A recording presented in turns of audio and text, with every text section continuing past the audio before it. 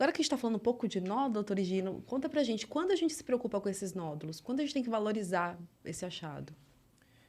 Então, a Tamires introduziu muito bem o assunto. Os nódulos, talvez a principal preocupação do nódulo é se ele é benigno ou maligno.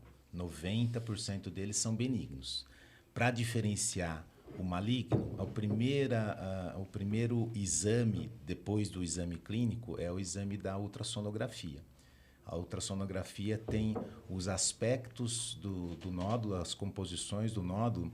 Se ele é sólido, por exemplo, ele é mais risco de ser maligno. Se ele tem uma ecogenicidade diminuída. E essas características são agrupadas numa classificação que se chama TIRADS. Então, o TIRADS, parecido com o BIRADS, muito usado na mama, ele dá o risco da malignidade para saber se você tem que investigar ou não o nódulo. E isso é dado pelo ultrassom.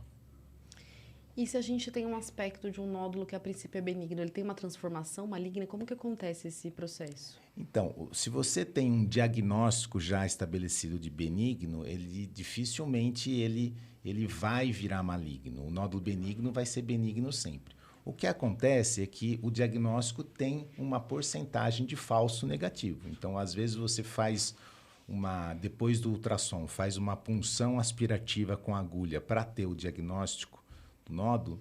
Se ele vem benigno, existe ainda uns 3 a 4% de risco de falso benigno, digamos assim, né?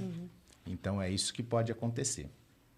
Mas durante o acompanhamento, esse falso negativo vai aparecer. Então, o acompanhamento também é importante nesses nódulos. E a gente até, acho que antecipando um pouco uma conversa que a gente ia ter lá na frente, essa questão dos dados, resultados inconclusivos, que é uma coisa que a gente encontra, né? Eu acho que nesse sentido da investigação, né? Na Sim. punção. Quando a gente acha que vai puncionar o nódulo, a gente indica a punção com base sempre nos critérios do ultrassom e, claro, no caso do paciente individualmente. Se vem uma punção benigna, a gente acompanha o nódulo para ver se ele está crescendo. Se ele cresce, mais ou menos ali 50% do volume, a gente repete a punção, né? Se a punção vem benigna, a gente fica mais tranquilo justamente também por esse fato que o Higino falou. Provavelmente não é um falso negativo para malignidade. Mas, se a gente punciona o nódulo, pode vir uma citologia inconclusiva, né? Daí a gente vai ter que lançar mão de outras estratégias, de uma observação um pouco diferenciada e até outros exames complementares que a gente também pode detalhar um pouco mais à frente.